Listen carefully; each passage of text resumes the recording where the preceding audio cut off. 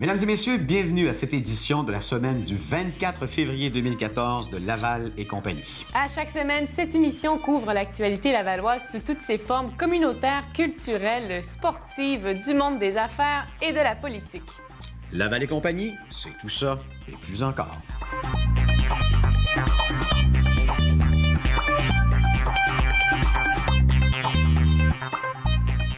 À chaque semaine, avec sa loupe de fin limier de l'actualité, il vient nous commenter 3 nouvelles. Il est de l'Écho de Laval, Ghislain Plourde. Bonjour. Bonjour, Éric. D'abord, Femmes et Sœurs s'implante à Laval. Oui, on avait déjà annoncé l'arrivée de Femmes et Sœurs, c'était en mai dernier. Laval devient la 17e et dernière région administrative du Québec à avoir l'implantation de Femmes et Sœurs. Femmes et Sœurs, c'est finalement une idée du gouvernement provincial pour développer et promouvoir l'entrepreneuriat au féminin. Ah, c'est bien. Que ce soit des projets de démarrage, de consolidation ou encore d'expansion ou d'acquisition. Donc, on est là pour soutenir les entreprises détenues par les femmes. Et Dieu sait qu'à Laval, je pense qu'on a besoin d'un petit coup de main en la matière. Seulement le quart des entreprises sont propriétés de femmes. On les soutient évidemment avec des conseils, mais évidemment avec des enveloppes budgétaires. Le soutien maximum peut atteindre 35 000 mais c'est tout de même fort intéressant. Vous dire que les Femmes et Sœurs au Québec disposent chacune dans leurs 17 régions d'un budget gouvernemental de base de 600 000 auquel peut évidemment s'ajouter des investissements privés. Femmes et Sœurs, évidemment, est attendu à Laval depuis nombre d'années maintenant. Bon, j'aime ça. C'est une bonne nouvelle. 600 nouvelles places en garderie et on parle de places à 7 $ par jour. Effectivement. 601, pour être très précis, c'est ce qui a été annoncé par la ministre de la Famille et, incidemment, qui est également responsable de la région de Laval, Nicole Léger. C'est pas du nouveau en tant que tel. C'est qu'on a confirmé dans les derniers jours ces 601 nouvelles places, mais elles avaient déjà été annoncées par le gouvernement marois en février 2013. C'est toujours bien de le redire, des fois. Oui. Surtout quand les élections s'en viennent. Tout à fait, tout à fait.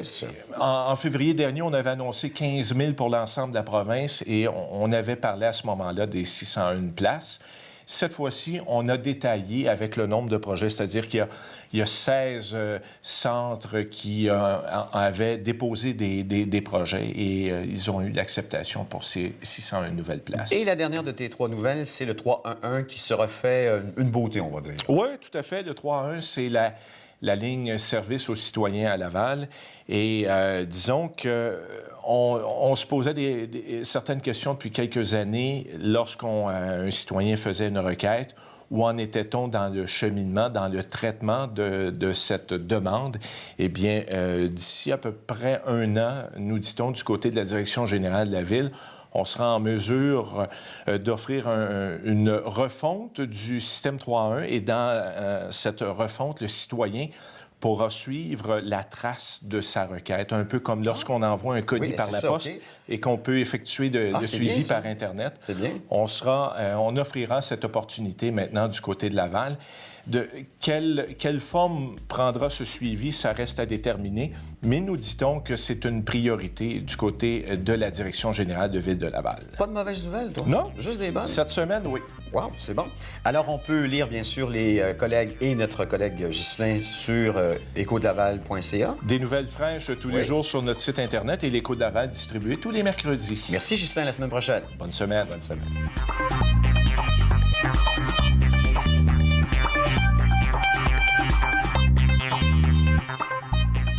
Depuis 2005, la majorité des fournisseurs alimentaires sont tenus par la loi d'apposer cette fameuse étiquette sur tous les produits qui sont préparés à l'avance.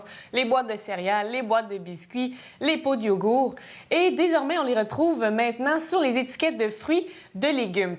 Pourquoi cette étiquette continue d'être un casse-tête pour bien des gens? Eh bien, Caroline Sirois est avec nous aujourd'hui pour démystifier tout ça. Bonjour, Caroline. Bonjour. Comment ça va? Ça va très bien, merci. Bon, alors, on va parler de cette fameuse étiquette-là. Moi aussi, elle me mélange un peu. Pourquoi est-il important de savoir lire les étiquettes nutritionnelles?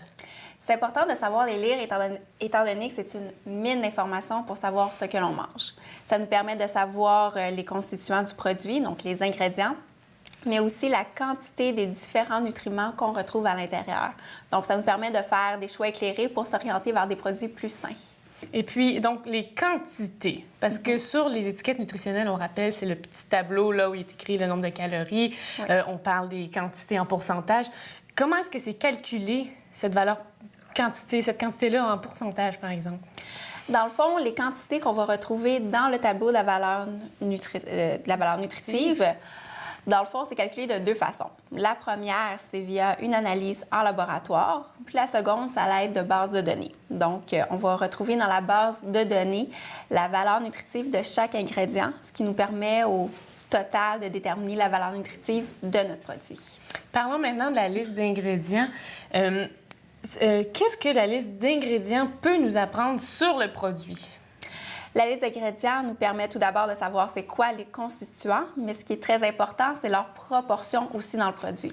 Étant donné qu'ils sont classés en ordre décroissant, donc du plus grand au plus petit, selon leur proportion dans le produit. OK, donc la liste d'ingrédients, lorsqu'on lit la liste d'ingrédients, c'est ça. Le premier ingrédient, c'est celui qui en a en plus grande quantité dedans. Donc, quand on retrouve sucre en premier, ça veut dire qu'il y a beaucoup de sucre dans un... Exactement. Donc, c'est vraiment le premier son de cloche, la liste des ingrédients. Et puis, qu'est-ce qui est plus important entre savoir lire les valeurs nutritives ou lire la liste des ingrédients? Je dirais que c'est les deux. Les deux sont importants. D'un côté, la liste des ingrédients, c'est vraiment notre premier son de cloche.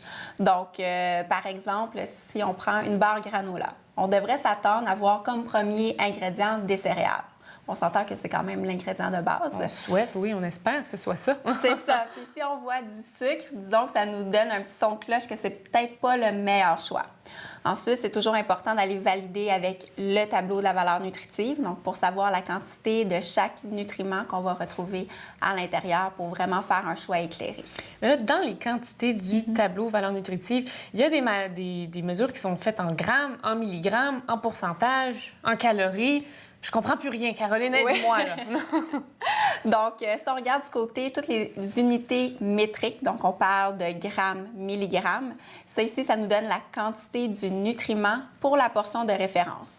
La portion de référence, c'est la portion qui est indiquée dans le haut du tableau.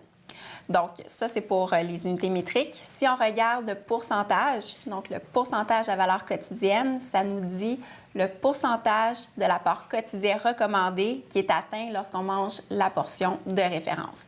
Cependant, il faut faire attention, étant donné que le pourcentage de la valeur quotidienne, c'est basé sur les besoins de la population en général. Oui, c'est ça. Donc, ça ne tient pas compte des besoins individuels de chaque personne. C'est basé sur un calcul d'environ 2000 calories, si je ne me trompe pas? Oui, c'est basé là-dessus. Donc, sur un besoin d'environ 2000 calories, mais c'est pas tout le monde qui a nécessairement un besoin de 2000 calories à tous les jours. Donc, les calories, ça dépend de quoi? Notre poids, notre taille, des dépenses énergétiques qu'on fait? Exactement. Donc, ça dépend de notre poids, notre taille, notre âge et notre facteur d'activité physique. Donc, plus qu'on est actif, plus qu'on va avoir besoin de calories dans la journée. Alors, faisons un petit exemple. J'avais découpé des petites étiquettes. J'ai eu du plaisir chez moi à faire ça hier. Et j'ai une étiquette donc, de croustilles nature. Oui. Donc, des fameuses chips, là, comme tout le monde aime bien manger. Je vois qu'environ 36 croustilles, 280 calories. Ça me fait peur. Parce que moi, j'aime ça beaucoup, les croustilles. Okay. Mais comment est-ce que je devrais analyser ça, mon étiquette de chips? Vraiment, le truc pour bien analyser les étiquettes, c'est de regarder le pourcentage de la valeur nutritive. Étant donné que le pourcentage, ça nous dit vraiment la proportion dans le produit, donc ça nous permet de repérer facilement si le produit a peu ou beaucoup d'un nutriment. Donc, alors, le pourcentage, on regarde les lipides, c'est 28 dans les croustilles. Mais les lipides, c'est un bon gras ou c'est un mauvais gras? Les lipides, ça, c'est la famille des matières grasses. Okay. Donc, ça inclut tous les types de gras, autant les bons que les mauvais. Donc, si on regarde ici pour les lipides, on est à 28 Pour commencer à voir si c'est peu ou beaucoup dans le produit, on va utiliser le truc du 5 et du 15 OK. Qu'est-ce que c'est? Exactement. Si c'est 5 et moins, ça veut dire qu'il y en a peu dans le produit. Puis 15 et plus, c'est qu'il y en a beaucoup dans le produit. Donc là, il y en a beaucoup dans le produit. Exactement. Puis si on pense aux matières grasses, ça, c'est quelque chose qu'on veut réduire dans notre alimentation. Donc, on veut vraiment les limiter, étant donné que c'est des effets négatifs sur notre santé, par exemple, cardiovasculaire.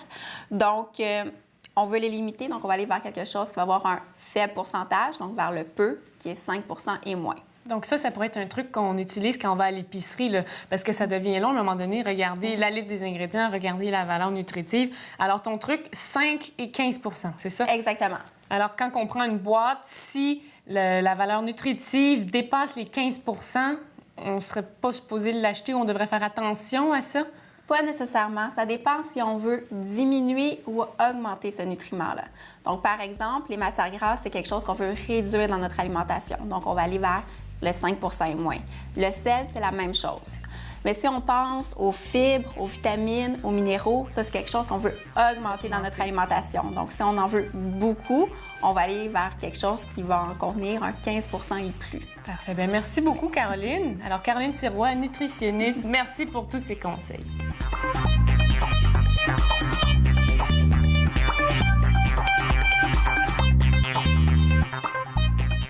Le Sheraton de Laval se dresse aux abords de l'autoroute 15 depuis des lunes et des lunes.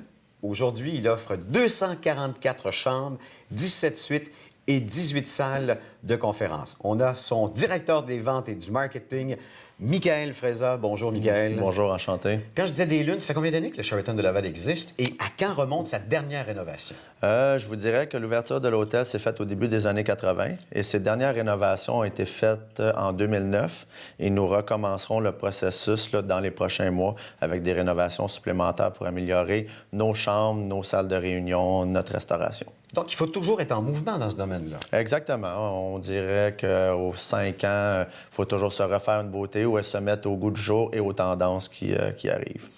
Pendant 19 ans, cet hôtel était un point de soit d'arrivage ou de départ pour aller vers l'aéroport Mirabel. Et quand ça s'est fermé en 2004, j'imagine que ça a dû changer un peu votre clientèle, non? Oui, c'est sûr. La région de Laval a toujours été une destination, si on veut, d'affaires. Une clientèle d'affaires qui veut dire qui vient du dimanche au jeudi. Alors, on avait une clientèle régulière pour les congrès, les réunions et tout. Et la fin de semaine n'était pas occupée avec une clientèle de vacances. Alors, on se repositionne avec plusieurs activités et commerçants à Laval là, qui ont ouvert leurs portes dernièrement, dont le Carrefour Laval qui s'est fait une beauté depuis les dernières années. C'est vrai. Alors, ça fait que l'hôtel Sheraton a changé un peu sa vocation de fin de semaine. D'ailleurs, il y a le centre des congrès. Exactement. Ça a dû aussi vous amener une clientèle plus régulière, j'imagine? Oui, c'est sûr qu'on recherche toujours le congrès par semaine, ce qui veut dire qu'on fait beaucoup de démarchage point de vue provincial pour aller chercher des congrès d'envergure. On a 244 chambres, comme vous l'avez si bien dit au début. Alors, ça nous aide là, à faire gonfler, si on veut, nos revenus en hébergement et aussi à travailler avec notre centre des congrès pour la restauration et aussi l'espace, la réunion. Là, vous parlez de centre de congrès, vous parlez de chambre. Il y a aussi un spa. Oui, on a le Amiri-Spa qui est à même l'hôtel. Alors, pour les gens, là, la fin de semaine qui veulent venir prendre une petite détente, peuvent coucher à l'hôtel, profiter d'un traitement toute la journée. Par la suite, profiter de notre restaurant sans même avoir à sortir à l'extérieur de l'hôtel. On offre des très beaux repas les samedis soirs. Bon, vous qui êtes en vente et en marketing, l'industrie hôtelière a beaucoup changé ces dernières années. Oui. On doit offrir toujours plus à notre clientèle. Exactement. Puis même de la technologie, parce qu'avant, on n'avait pas ces problématiques-là, ou à tout le moins ces ressources-là en hôtel. Bien, c'est sûr. On regarde point de vue Internet, point de vue accessibilité. Tous les gens, là, la plupart, je dirais 90 des gens ont un téléphone intelligent. Alors, ils cherchent à se connecter le plus rapidement possible en arrivant dans un hôtel. Quand vous faites une réunion aussi, les gens veulent avoir des fois comme on appelle, du live, du direct aussi, de la webconférence. Alors, c'est sûr qu'en point de vue de technologie, on s'est bien adapté avec un système Internet là, des derniers cris, une bonne connexion, une rapidité. On est capable de pouvoir connecter environ 500 personnes en même temps. Alors, oui, on s'est bien développé sur ce côté. Sheraton, c'est 400 hôtels dans 70 pays. Est-ce que chaque hôtel a le même standard que les autres? On a des standards bien établis là, sur les chambres, le service à la clientèle, les réunions. Alors, je vous dirais qu'il y a une bonne base, une belle coquille où est-ce qu'on a une belle conformité, puis où est-ce que les Sheraton, si vous allez soit à Toronto, que vous alliez en Europe, que vous alliez aux États-Unis, on a des standards bien établis là, spécifiquement pour l'hôtel Sheraton. D'ailleurs, là où il y a le Sheraton, il y a maintenant d'autres hôtels. Et de l'autre côté, il y a le Hilton. Exactement. Mais qui est aussi votre propriété. Oui, exactement. Nous, on est une franchise. Alors, on a une franchise Sheraton qui est avec la grande bannière Starwood. Et aussi, on a l'hôtel Hilton qui est de l'autre côté de l'autoroute 15, qui est un très bel hôtel de 169 chambres avec aussi un service de restauration et de réunion. On a parlé de spa, on a parlé de salle de conférence, on a parlé de chambre. Je vais vous parler de lit. Ah, Vous avez le Suite Sleeper. exactement. C'est Ça, un lit fait expressément pour la chaîne Sheraton. Exactement. Ça fait partie de nos 4 produits vedettes avec le Sheraton. On a 4 grands produits, dont le premier, c'est nos lits Suite Sleeper, qui sont des lits extrêmement confortables. Comme je vous dis, c'est une expérience coucher à l'hôtel. Alors, dormir dans nos lits, c'est une bonne nuit assurée. Je vous dirais que le confort fait que les gens là, nous le redemandent où peuvent se trouver des matelas comme ça. Ah oui. Ah oui, un confort. On a d'autres produits vedettes qui sont notre ligne, notre club lounge privé. Alors, non, ça fait partie, comme je vous dis, d'un standard avec les Sheraton. Parlons de la bouffe, parce que ça aussi, vous avez une offre gastronomique. Exactement. Et vous avez aussi, le samedi soir, des soupers dansants. Exactement. Alors, le samedi soir, on a des buffets, un buffet gastronomique qui comprend un repas principal servi à l'assiette. Alors, je vous dirais qu'on pourrait faire environ entre 150 et 200 couverts chaque samedi soir. Et la beauté de ce souper-là, c'est que nous avons un plancher de danse avec un band live qui comprend 3 musiciens et de la danse, qui veut dire que les gens viennent soit en couple, soit entre amis ou soit des grandes réunions familiales de 10 à 15 personnes. Et ces gens-là se rassemblent, vont manger au buffet, prennent le repas principal à l'assiette, discutent, prennent un verre de vin et par la suite, on a de la musique qui, comme je pourrais dire, entertain durant le souper. Et par la suite, là, on tombe dans les top 40, si on veut, des meilleurs succès où est-ce que les gens peuvent aller danser, s'amuser là, en fin de soirée. Ça coûte combien si on veut se payer ça en couple? On parle d'un buffet à 39,95 par personne. Par personne? Et je vous dirais que le tarif, là, C'est est... très, très compétitif. Exactement, surtout pour le rapport qualité et l'abondance là, de nourriture que vous allez y trouver. Là, Puis en plus, tu danses après, fait que c'est bon. Fait que tu fais, Vous faites du cardio, exactement. Vous perdez vos calories consommées. Est-ce qu'il faut réserver? Je vous conseille de réserver. Comme je vous dis, on est un hôtel où on a un grand achalandage. Alors, je vous conseille de réserver. La façon la plus facile, c'est d'appeler à l'hôtel. J'ai le numéro de téléphone. Allez-y. 450-687-2440, c'est tout ça? Exactement. Bon, on va l'afficher au bas de l'écran. Puis sinon, ben, avec cet hôtel-là, tout autour maintenant, vous avez le Cosmodome. Oui. Vous avez le Colossus. Oui. Vous avez le Centropolis. Vous avez le Carrefour Laval. Exactement. Donc, il y a autant de raisons de se louer une chambre puis de faire... Et tout ça, c'est quoi? À 1 kilomètre de votre hôtel? Exactement. Carrefour Laval, ça se fait à pied. Sinon, pour qu'est-ce qui est du Centropolis, Colossus, ça se fait en voiture. On parle de 1 à 2 km de voiture. Alors, comme je vous dis, ce n'est plus une destination d'affaires, mais ça peut être une destination familiale aussi. De la fin de détente semaine. aussi, parce qu'il y a toutes sortes de choses à faire à l'hôtel, entre autres. Exactement. Alors, 450-687-2440, Michael Fraisa, merci. Ça me fait plaisir. On vous souhaite une bonne saison touristique. Ça recommence bientôt, là, l'été. L'été s'en vient, on l'attend. OK. Merci beaucoup. Merci. Plaisir.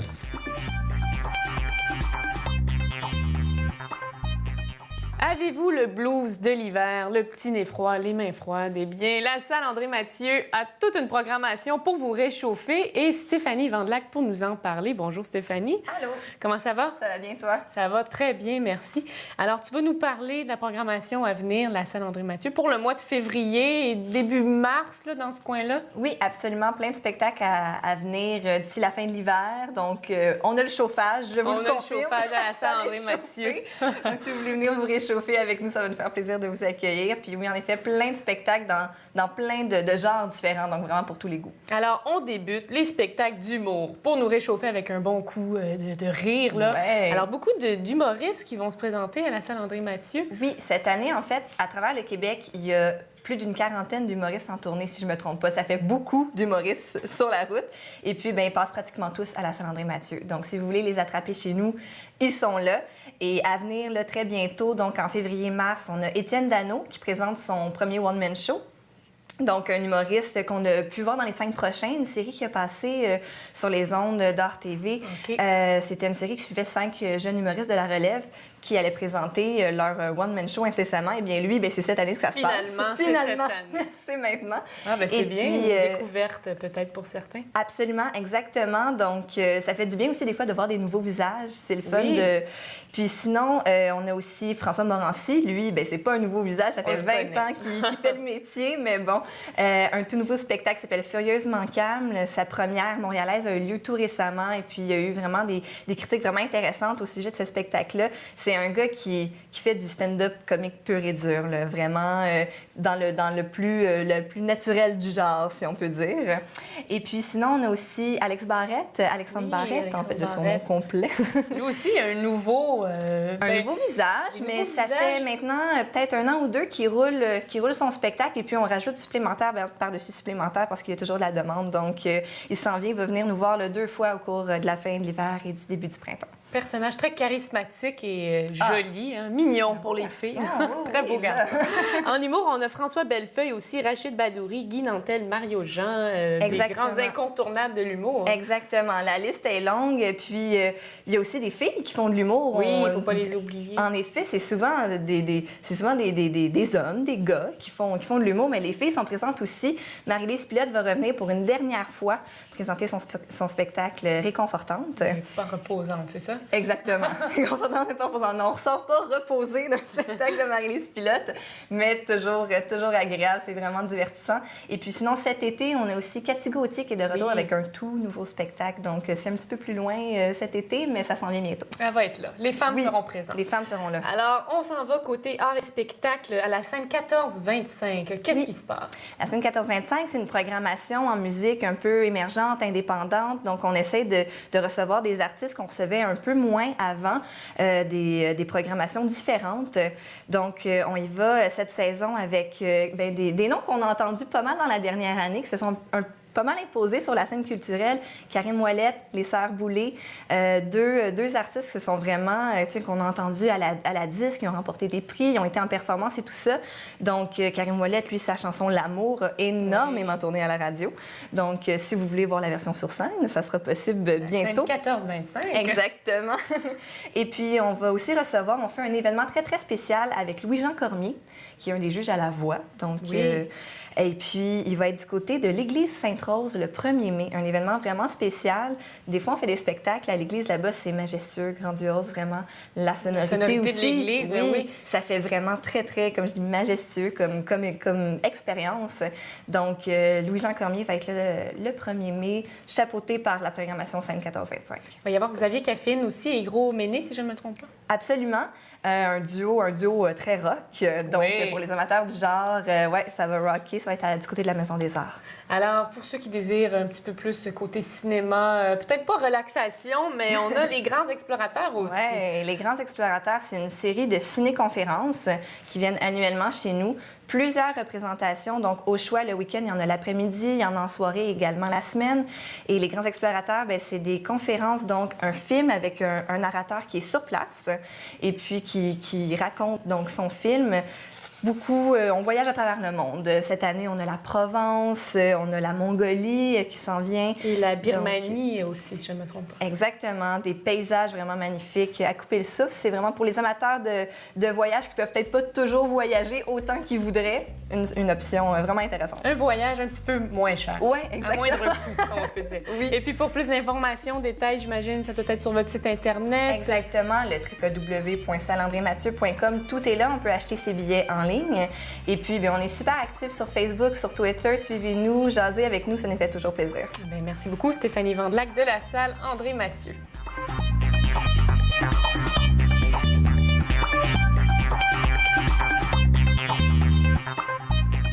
Au mois de mai prochain, l'école Curé Antoine Labelle célébrera ses 50 ans.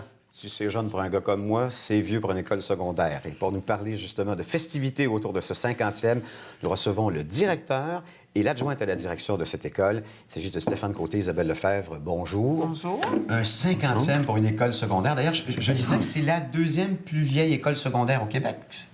Effectivement, il y a une autre école plus vieille que nous qui est à Québec, mais nous, on est les premiers à Laval là, qui va fêter le 50e anniversaire. Est-ce que vous êtes tous les deux des anciens de l'école, justement? Moi, je suis un ancien. J'ai gradué en 1984. Ah, c'était loin, c'est loin ça. Oui. C'est comment c'était l'expérience étudiant à cette école-là? Parce qu'elle a de l'histoire maintenant.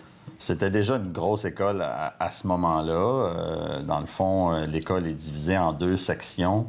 Et dans mon souvenir, justement, je cohabitais avec les gens qui étaient dans mon secteur. Et j'ai comme pas vu une partie de la clientèle qui fréquentait en même temps que moi, ceux qui étaient dans l'autre secteur.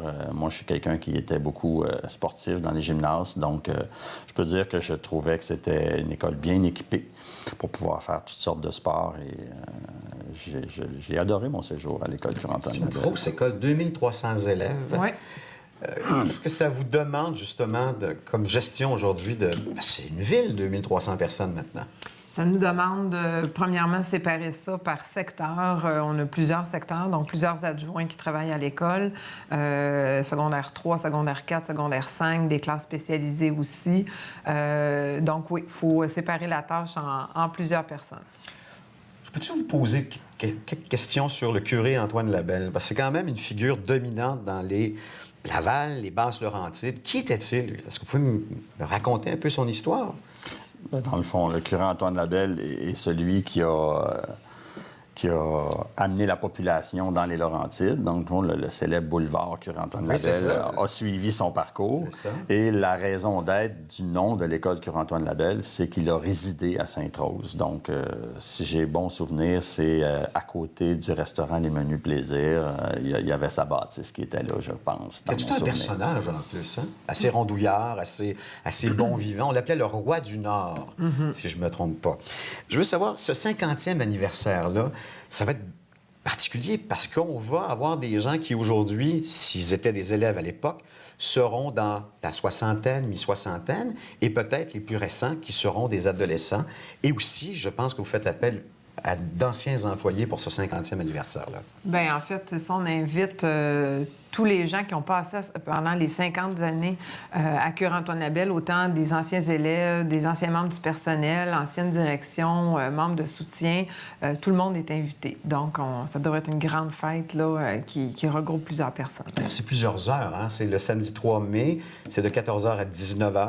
C'est sous une formule un peu porte ouverte où on veut même permettre aux gens de se regrouper par époque pour aller voir des images et peut-être revivre certains événements qu'ils ont vécus eux-mêmes dans leur moment où ils ont fréquenté. Donc, il y aura plusieurs kiosques ou stations où les gens pourront aller se remémorer en étant ensemble avec les mêmes personnes qui ont vécu ces moments-là avec eux. C'est pour ça que c'est étalé sur quand même une assez grande période de temps. Vous êtes directeur depuis 4 mois de l'école. Oui. Est-ce que cette école-là a beaucoup changé entre le moment où vous étudiez là en 84 et aujourd'hui en 2014? Physiquement, est-ce que l'endroit a beaucoup changé? Non. Les aires sont encore les mêmes. Il y a eu beaucoup de rénovations. Évidemment, on a changé les fenêtres et de la peinture, des choses comme ça, mais... Le cosmétique, en fait. Oui, exactement. Grosso modo, c'est encore la même bâtisse qu'on avait avant et les mêmes aires d'utilisation qu'on avait à peu près là, dans ce temps-là. Par contre, si je peux ajouter quelque chose, au départ, cette école-là, c'est une école qui était divisée en deux. Il y avait les garçons d'un côté, les filles de l'autre. Puis, à un moment... Il y a une chance à changer, hein, oui. n'est-ce pas, Stéphane? Puis, à un moment donné, on a détruit le mur entre les deux, puis c'est devenu une école mixte. Quelle expérience les gens vont vivre, ceux qui vont être là, en fait, qui vont réserver leur place pour le 3 mai? Bien, ils vont avoir, c'est ça, des visites guidées, animées. Ils vont se promener à travers l'école pour redécouvrir les nouvelles sections, par exemple, parce que, oui, l'école est restée pareille, mais on a une section arts plastiques, un quartier plus pour la musique, un quartier pour la danse, un quartier pour l'art dramatique. Donc, les gens vont pouvoir découvrir un peu, il va y avoir de l'animation par les jeunes qui sont présentement à notre école. Puis ils vont pouvoir se remémorer par des expositions de photos, le passé puis le présent, là, faire la comparaison entre les deux de l'école. 500 places, c'est tout. Puis après ça, c'est fini. Ce sera dans un autre 50 ans qu'on célébrera le 100e anniversaire de l'école. Pourquoi juste 500 places, justement? Bien, parce que ça on se disait pour que ça soit viable, parce qu'on veut terminer notre visite à la cafétéria, puis on a un nombre limite qu'on peut accepter aussi à la cafétéria. Ça va finir sur un cocktail dînatoire, présentation de vidéos, échange. Donc, c'est un peu l'espace qu'on a à la café. Vous allez rencontrer d'anciens collègues. C'est l'aspect retrouvailles, dans le fond, C'est qui ça, fait que exactement. tout le monde va se retrouver à la fin. Et là, les inscriptions ont déjà commencé à rentrer. Et effectivement, ce qu'on constate en ce moment, c'est beaucoup, je pense, à peu près 90 des anciens membres du personnel là, qui se sont manifestés jusqu'à maintenant. Là. Et là, c'est un appel à tous. Il y a une date limite pour s'inscrire et envoyer son chèque pour justement faire partie de ce 50e anniversaire. C'est quoi la date limite, justement? 17 avril. Puis on peut voir de la publicité qui va passer dans l'Écho de Laval, puis dans le Courrier Laval aussi dans les prochaines semaines. D'ailleurs, j'ai à peu près tous les détails, si vous me permettez, on va Bien d'ailleurs sûr. l'afficher au bas de l'écran. Donc, il y a un formulaire d'inscription sur le site web de l'école, sur l'onglet à droite, donc dans une colonne pour 50e inscription. Ce qu'il faut faire, c'est envoyer un chèque de 50 dans une enveloppe si on n'a pas ce formulaire en ligne. 25 25 J'ai dit 50, excusez-moi. C'est le 50e anniversaire. Donc, c'est 25 Le chèque, on doit le libeller au nom de l'École Curé Antoine Labelle, 50e. Et l'adresse, bien, on va vous le montrer à l'écran. Il faut envoyer ça à Mme Ginette Bernier, au 216 boulevard Marc-Aurèle-Fortin, Laval, H7L1Z5. Sinon, il y a un numéro de téléphone qu'on peut appeler? Oui, Oui. il y a le 450-662-7000, poste 3506, où on peut laisser un message et il y a quelqu'un qui va vous répondre. On vous souhaite un bon 50e, puis en espérant que tous ces gens qui vont se retrouver auront justement ce plaisir-là d'avoir un peu de nostalgie puis un peu de bonheur, justement, à se retrouver comme ça.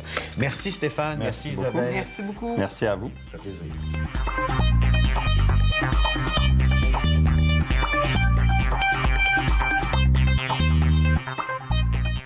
La pièce de théâtre Icare était présentée au Théâtre du Nouveau Monde du 14 janvier au 8 février dernier. Cette pièce de théâtre nous a permis de replonger dans l'histoire de la mythologie grecque et Anne-Marie Kiroak est avec nous aujourd'hui pour nous en parler. Bonjour Anne-Marie. Oui, bonjour Sarah. Ça va? Oui, merci. Et oui, effectivement, cette pièce, j'y suis allée en prévision de son passage à Oui, à Laval. Laval. On pourra la voir à la salle André-Mathieu prochainement, le 4 mars. Icare, c'est la 3e production de cette année du Théâtre du Nouveau Monde, fait par ce duo maintenant Oui, célèbre, Victor connu Pilon et internationalement. Michel Lemieux, qui célèbrent cette année les 30 ans de leur collaboration avec leur compagnie 4D Arts. C'est des metteurs en scène, mais qui amène le théâtre dans une autre zone totalement beaucoup liée aux technologies. En fait, c'est des gens qui sont passés maîtres dans les effets visuels sur la scène. Et c'est ça, ils ont même inventé des techniques vraiment extraordinaires. Et c'est ça, Icare, ils ont replongé dans ce mythe-là, qui est peut-être le mythe le plus connu de l'Antiquité. Icare, qui est le jeune, avec son Oui. père Dédale, qui est le premier architecte, le premier ingénieur Athènes, qui a si jamais je me existé, trompe pas. c'est ça, dans la Grèce antique. Et c'est un mythe qui a été repris par plusieurs auteurs, plusieurs écrivains de l'Antiquité, ensuite repris dans plein de styles artistiques, qu'on se soit en peinture, en sculpture, en musique, en théâtre, justement. Et là, ce texte-là, c'est une reprise d'un texte, bien sûr, du texte original, mais en fait, parce qu'il y a plusieurs textes, en tout cas, je ne vous conterai pas toute l'histoire, il y a plusieurs textes originaux, plusieurs reprises de l'Antiquité, mais bref, c'est Olivier Kemed, qui est un dramaturge en ce moment, un des plus actifs, là, on peut dire, au Québec en ce moment, qui est spécialisé en mythologie. Et il a repris plusieurs pièces récemment, et là, c'est lui qui a fait cette reprise-là, ce maniement de Icare. Et avec la technologie des deux, le Oui. et Pilon, c'est assez extraordinaire. C'est une œuvre théâtrale qu'on ne verrait pas là, dans des petits théâtres à travers le Québec. Là, c'était au TNM, ça se représentait à la salle André-Mathieu. Ça prend une grande salle pour ça. Et c'est assez impressionnant. Pourquoi je dois ça prend dire? une grande salle? Bien, des effets qui sont sur la scène, mais qui débordent aussi. Il y a même Wow. des gens qui sont sur le côté, qui sont dans les projections. Et il y a 2 acteurs seulement sur scène, des vrais acteurs, Robert Lalonde et Renaud Lascelles-Bourdon, qui fait Icare, Renaud, et Robert Lalonde qui fait son père Dédale. Et les autres, il y a 3 acteurs, Pascal Bussière, Maxime Denomé et Loïc Martineau, qui fait le petit Icare enfant, qui ont fait leur rôle comme acteurs, mais sont en hologramme sur la scène. C'est eux qui sont en projection. Et c'est stupéfiant, la qualité. Des fois, on voit ces personnages-là en hologramme qui parlent, qui s'assoient sur un banc. Mais c'est une image là, en 3 dimensions. Et ça, en c'est 4 produit dimensions. par Michel Lemieux et Victor Pilon. Ouais. donc. C'est eux qui ont créé ces effets-là et c'est vraiment à s'y méprendre. C'est très, très, très bien fait. Et en même temps, il y en a qui pourraient dire, bon, c'est juste des effets visuels. Est-ce que le propos est intéressant? Oui, je dois dire, je vous conseillerais peut-être de revisiter un petit peu le mythe d'Icare avant, Oui, si se vous remettre n'êtes dans pas familier. l'ambiance pour comprendre un peu plus Ben, la pièce, comprendre j'imagine. parce que ça parle beaucoup de relations père-fils, parce que, bon, c'est les relations entre Dédale et Icare. Dédale, qui est ça, comme je disais, le grand architecte, mais qui est un peu mégalomane. Ça n'a pas toujours bien été dans sa vie. Il a perdu sa femme, la mère d'Icare. Et là, c'est le rôle de Pascal Bussière. Donc, il y a toute cette relation-là du passé. C'est pour ça que les personnages sont en hologramme. C'est des souvenirs des personnages principaux qui sont sur la scène. Et donc, si vous ne connaissez pas du tout l'histoire, peut-être allez-vous être un petit peu mélangé. Mais on l'explique assez bien. Et, il faut noter, il y a une 3e personne sur la scène, Noëlla Huet, qui n'est pas une actrice, mais une chanteuse, une mezzo-soprano, qui fait des petits passages chantés. Elle chante en grec ancien. Il y a des surtitres en haut et elle chante des passages du vrai texte en grec ancien d'Icare. Et elle ponctue le spectacle comme ça, en venant sur la scène et en chantant à quelques reprises. Très, très beau, évidemment. C'est une grande voix du Québec. Est-ce que ça peut faire référence aux chœurs? J'imagine dans la mythologie grecque, il y avait les chœurs qui se présentaient sur scène, qui venaient chanter. Oui. C'est sûr qu'elle est seule, mais oui, c'est un peu une référence à ça, avec les acteurs qui parlent et les chanteurs derrière. Et j'ai parlé un petit peu après le spectacle avec Robert Lalonde, qui fait Dédale. Et pendant le spectacle, on se demande, mais qu'est-ce qu'eux voient sur la scène? Oui. Et il me disait qu'il avait l'air un petit peu déstabilisé parce que les acteurs ne voient rien. Avec l'éclairage dans le visage, Oui, il ne voit pas les hologrammes. Donc, quand lui, par exemple, joue avec sa femme, Pascal Bussière, il joue devant rien. Okay. Parce que nous, de loin, on voit Pascal Bussière, mais lui, c'est juste la lumière. Puis il dit même, Renaud Lascelles-Bourdon, l'autre comédien, des fois, il est un peu loin avec les éclairages, il se voit même pas sur la scène. Donc, les 2 acteurs sont dans leur bulle. Ça avait l'air assez difficile. C'est une approche qui n'est pas habituelle pour les acteurs qui, d'habitude, se voient. Puis le contact on humain. le contacte, mais c'est ça. Donc, il avait l'air d'aimer ça, mais pas nécessairement. Est-ce que ça s'est reflété dans leur jeu d'acteur? Non, je dois dire que moi, je lui ai dit... dit, ça paraît pas du tout. Ils ont un contact, on dirait vraiment qu'ils se voient puis qu'ils voient les figures à côté d'eux.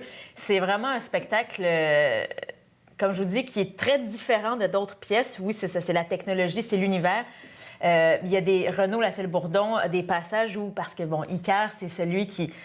Il a été connu comme ça. Son père lui avait fait des ailes. Il avait dit, Icare, va pas trop haut, trop proche du soleil parce qu'il y a de la cire au bout qui retient les plumes.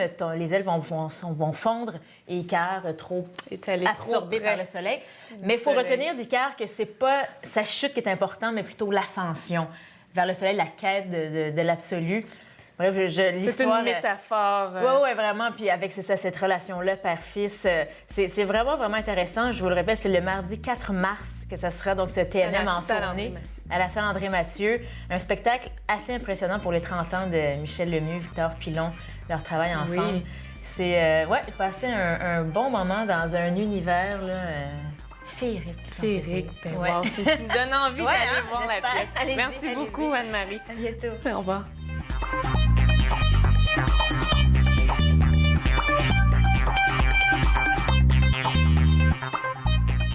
L'Association des commerçants et des gens d'affaires de Sainte-Rose, la CGAS, réalisera sous peu une plateforme web qui regroupera les services disponibles à Sainte-Rose.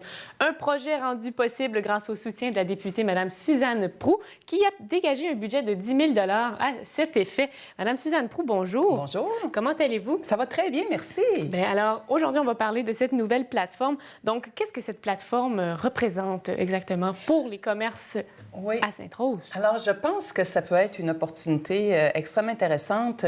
L'idée vient du fait que, vous savez, faire ses achats près de chez soi, ça contribue vraiment à avoir cette possibilité-là. Ça contribue à vivre dans une collectivité où il y a une certaine qualité de vie. Ça contribue à créer des liens avec nos commerçants locaux.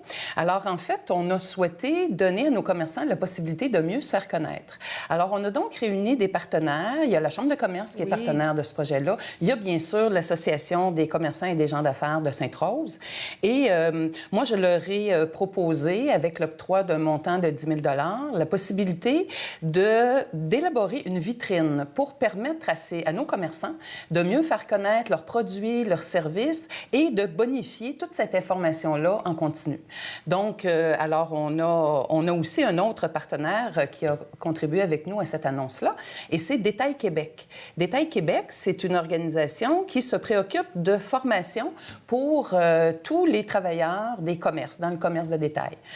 Alors, Détail Québec sera aussi partenaire de ce projet-là en offrant une formation et en offrant la possibilité aux commerçants gratuitement de faire évaluer leur service à la clientèle.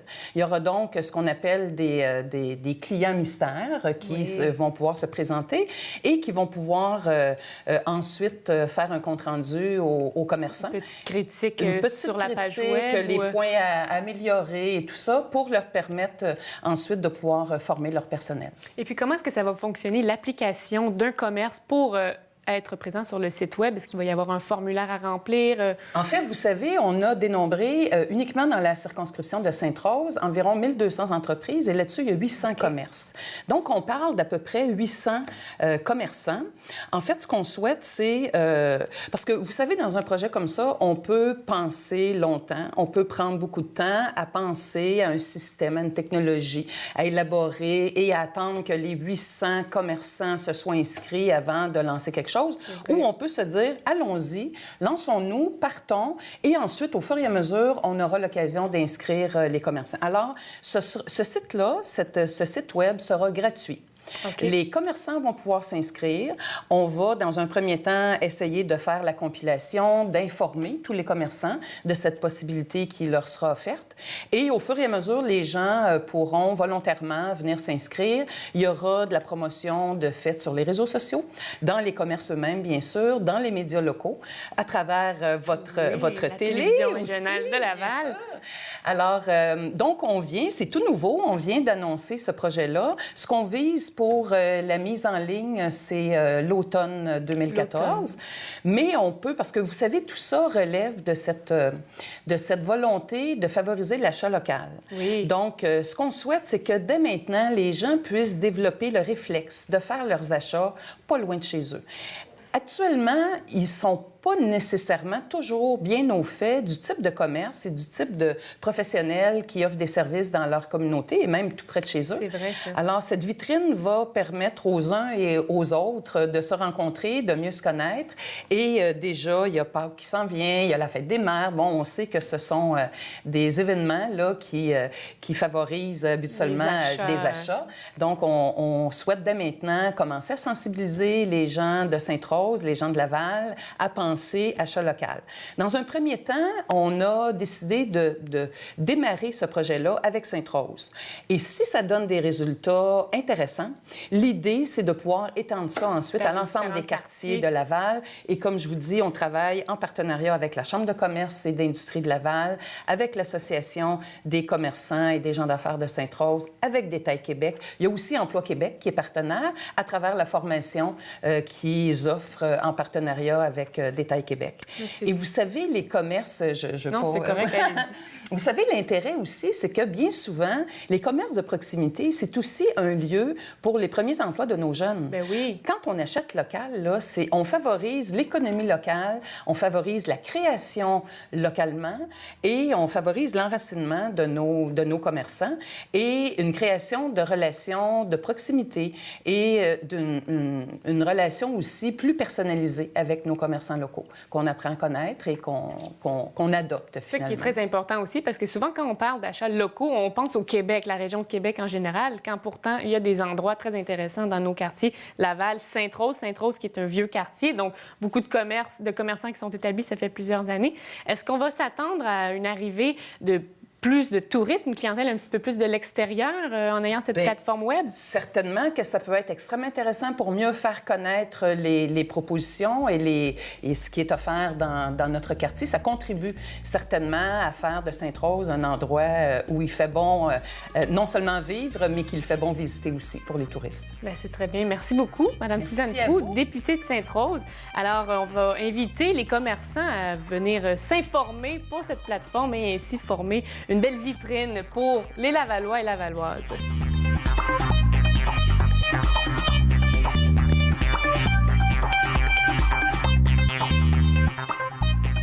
Aujourd'hui à l'émission, je reçois un invité qui travaille pour un organisme qui lutte depuis plus de 25 ans pour la condition des femmes. Madame Amy Togo, comment allez-vous? Ça va bien, merci et vous? Ça va très bien. Alors, vous êtes agente de projet pour la table de concertation de Laval en conditions féminines. Oui. Mais vous appelez ça aussi TCLCF. Exactement. On peut dire TCLCF. C'est plus facile, plus court. Mais qu'est-ce que c'est TCLCF exactement? La TCLCF, c'est un organisme de défense de droits. On regroupe plus de 25 membres, 25 organisations qui travaillent sur le territoire lavallois en conditions féminines. Donc, et ensemble, on travaille à l'amélioration des conditions de vie des femmes, notamment des Lavalloises, sur tous les plans. Donc, autant au plan social, économique que politique. OK. Et quelle est la mission exactement de la TCLCF? Justement, c'est faire de la défense de droits et faire de la concertation. OK. Les organismes se concertent, échangent de l'information et se solidarisent et travaillent ensemble à faire avancer différents dossiers qui touchent à la condition féminine. OK. Donc, il y a vraiment un vaste... un grand nombre de dossiers sur lesquels on travaille. Pour vous en nommer quelques-uns, la santé des femmes, l'autonomie économique des femmes, l'hypersexualisation et la lutte aux stéréotypes sexuels, l'accès des femmes aux instances décisionnelles et aux lieux de pouvoir. Donc, c'est assez nombreux et varié. Et vous intervenez pour leur parvenir à pouvoir s'améliorer face à ces différents... Oui, tout à fait. Bien, en fait, on vise l'égalité des femmes et des hommes dans toutes les sphères. OK. Dans toutes les sphères imaginables, exactement, de la vie. Alors, on fait avancer, on défend les dossiers en ce sens-là. Donc, pour assurer une meilleure représentation des femmes en politique, par exemple, ou une meilleure prise en compte des réalités des femmes dans la santé. Donc, c'est très... Vous êtes là pour les soutenir. Tout à fait. Et là, dans le cadre de la Journée internationale des femmes, vous célébrez déjà votre 25e anniversaire de la TCLCF. Oui. Qui a lieu le 13 mars prochain. Oui, la table a été fondée en 88. OK. Et puis, depuis septembre, on a commencé à faire des activités en lien avec le 25e. On a, entre autres, produit des chroniques sur différents dossiers menés par la table. OK. Pour informer les gens face à l'aide que vous apportez? Ou... Oui, face aux différentes réalisations de la table, les actions collectives qui ont été menées, des projets de recherche qui ont été effectués, et aussi pour faire voir l'évolution de ces dossiers à travers les 25 ans. Oui. Et le 13 mars, justement, on organise une soirée festive pour clôturer les festivités du 25e. Et c'est ça. Alors, on invite... Plusieurs artistes. Et la programmation, ça ressemble à quoi exactement? La programmation, on a dans notre tradition d'allier le culturel, l'artistique à nos événements, qui sont à la fois politiques et militants. Et c'est le fun de mixer le tout, comme ça les gens ont du plaisir. C'est ça. Il y a une partie, il y a un volet de sensibilisation, d'éducation populaire, et aussi un volet de rétrospective, des moments touchants, des moments drôles de la table, des moments marquants, en fait. Donc, on va voir l'historique, mais aussi, on invite, on donne la plateforme à la relève féministe des artistes. Donc, par exemple, on reçoit le Théâtre de la Famille, qui va nous présenter un extrait. Ce sont 3 filles définissantes du cégep, de l'école de théâtre du cégep Saint-Hyacinthe, si je ne me trompe pas. Et puis, elles vont nous présenter un extrait de ce qu'elles ont monté. Elles appliquent l'analyse féministe à la dramaturgie. Fait que ça va être assez intéressant. Ils vont être présentes à la soirée? Tout à fait, oui. Donc, le Théâtre de la Famille. Ensuite, nous recevons aussi l'humoriste Émilie Ouellette, qui commence à être assez connue dans le milieu. Je pense qu'elle a eu un one-man show qu'elle a lancé l'année passée. Donc, elle va nous donner une prestation humoristique sur les réalités des femmes. Par la suite, on reçoit aussi un trio jazz composé de 3 jeunes musiciens. Des femmes? Le trio est composé d'une femme et de 2 hommes, de jeunes hommes. Elle va représenter les femmes. Oui, tout à fait. Et puis, c'est un trio de jazz. Ce sont des finissants du cégep Lionel Groulx, en musique populaire et jazz, je crois. Et finalement, on termine la soirée avec une DJ. Donc, ça marche toujours bien, un petit DJ. Oui, donc on termine sur la danse, la soirée en dansant. Avec des petits cocktails. Et vous avez également des prix de présence, je pense qu'on peut remporter. En fait, on invite le public à visiter à aimer notre page Facebook et il va y avoir des concours lancés sur la page Facebook qui va permettre aux participants de la soirée de peut-être gagner des prix. Donc, il va y avoir plein de petites surprises durant la soirée. Et comment peut-on se procurer des billets pour l'événement le 13 mars prochain? Les billets sont disponibles au coût de 25 au bureau de la table de TCLCF. Donc, soit que les Lavalloises peuvent venir en personne récupérer, acheter des billets ou nous appeler aussi au 450-682-8739. Est-ce que vous avez noté le numéro? Et sinon, on peut également avoir d'autres informations sur votre organisme, sur votre site Internet. Tout à fait. Également. Le www.tclcf.qc.ca. Parfait. Ou simplement nous appeler, ça va nous faire plaisir de répondre à leurs questions. Et sinon, vraiment, j'ai navigué sur votre page Facebook. Il y a beaucoup d'informations, des détails sur ce que vous avez fait.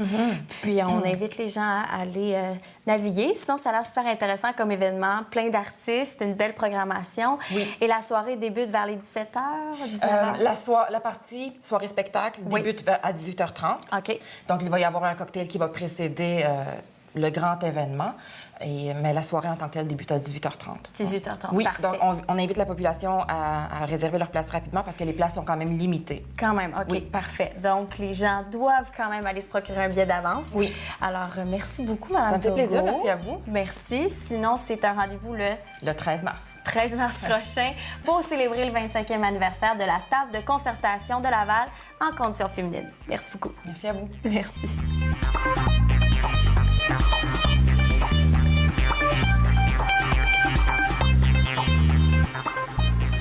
En 1987, le film d'action science-fiction Robocop était présenté pour la toute première fois sur le grand écran. Cette année, en 2014, soit 27 ans plus tard, les cinéphiles ont eu droit à une nouvelle version du film du même nom, Robocop.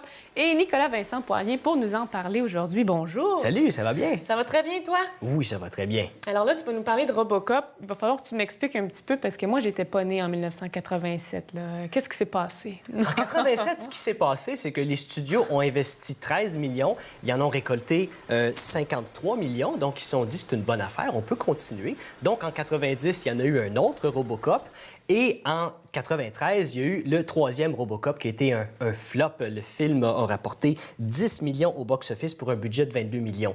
Donc, l'idée a été rangée. Et pour ceux qui ne sauraient pas qu'est-ce que c'est Robocop, dans le fond, c'est un policier qui se fait tuer par des méchants bandits. Et finalement, il y a une compagnie qui s'appelle OCP qui décide de prendre ce qui reste du policier et de l'intégrer dans un robot pour en faire un policier robot. Donc, mi-homme, mi-robot, environ. C'est en plein ça. Et celui qui a écrit ça à la base en 87, qui s'appelle Edward Neumeier, ce qu'il voulait faire, lui, c'est une espèce de critique sociale pour montrer à quel point la privatisation de plusieurs choses, c'est peut-être pas la meilleure solution au monde quand on veut privatiser toutes sortes de services. Et en 87, c'était très bien. C'est pas un film qui se prenait beaucoup au sérieux. Il y avait des bonnes blagues quand même dans le film, mais c'était très violent aussi. Ça a été un peu controversé là-dessus. Et là, pourquoi est-ce qu'on en parle autant de Robocop? Parce que, oui, on se rappelle de la franchise qu'il y a eu les années 80-90. Mais là, ça fait depuis 2005 que les studios parlent de faire un autre Robocop.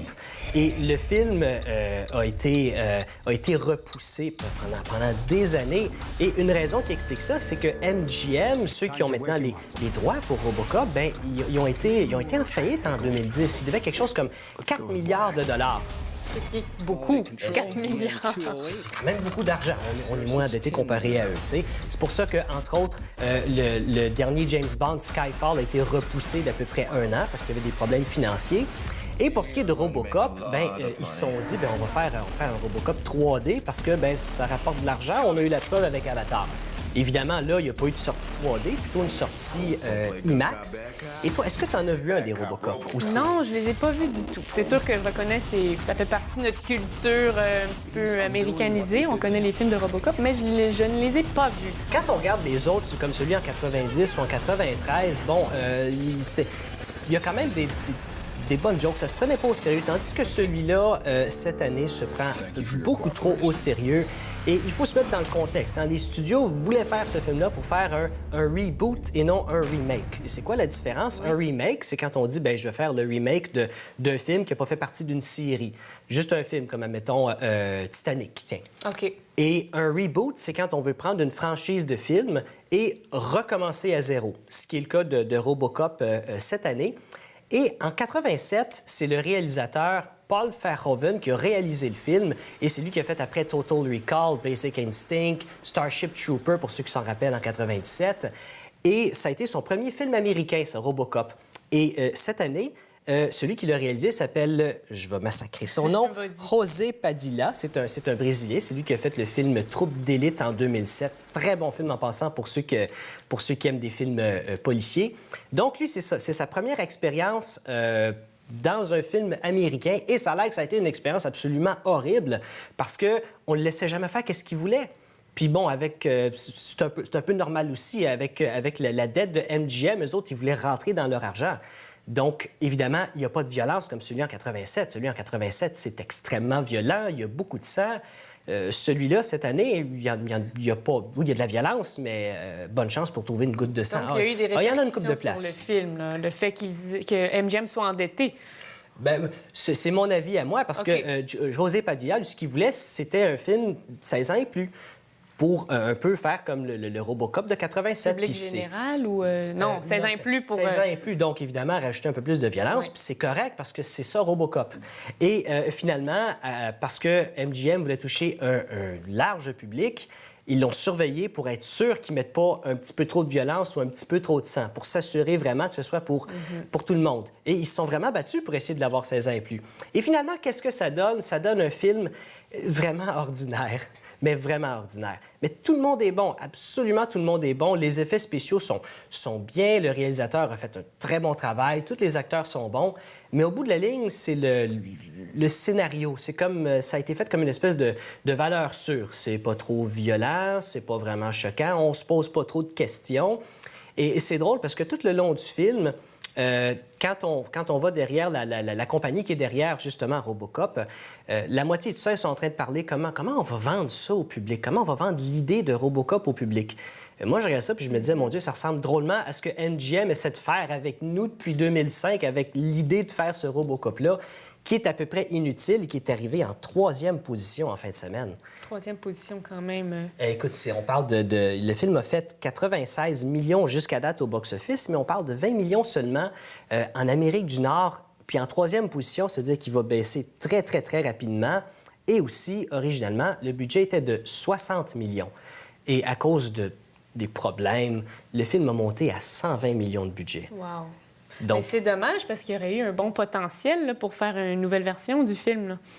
Oui, mais pas dans cette direction-là, mon avis à moi. Non. Si tu prends un film, ce que c'est Robocop, évidemment, la violence fait partie de ça. Il y a aussi beaucoup de questions à propos de la privatisation. Puis oui, on embarque un petit peu là-dedans, mais je pense que MGM voulait beaucoup plus une valeur sûre pour, évidemment, se faire de l'argent. Donc, est-ce que ça vaut la peine de le voir? On laisse ça à la discrétion de 5 ceux $ un qui mardi, c'est pas mauvais, c'est pas incroyable. Dans 5 ans, plus personne va s'en rappeler. On s'en rappellera plus. Alors, merci beaucoup, Nicolas, pour tous tes conseils. Donc, à vous, public, d'aller voir ou pas voir le film Robocop. Vous pouvez toujours attendre qu'il sorte en vidéo ou en DVD. Je suis rendue vieille, vidéo. En Blu-ray, peut-être.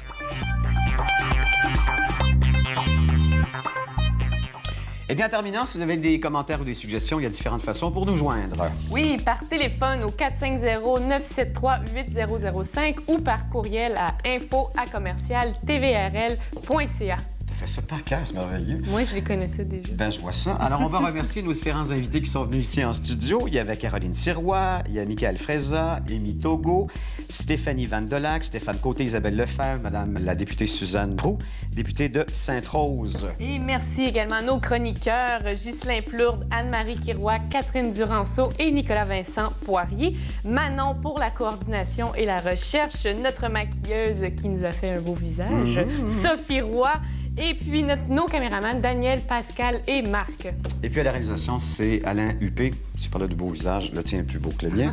Mais en terminant cette phrase que je mentionne à chaque fois, une ville, peu importe sa taille, ceux qui la gardent vibrante et vivante sont ceux qui l'habitent, s'en occupent et s'en préoccupent. Merci Sarah d'avoir été là en remplacement. Merci Eric, ça m'a fait plaisir. C'est une autre fois. Une autre fois. T'es bonne, t'es bonne. À la semaine prochaine tout le monde.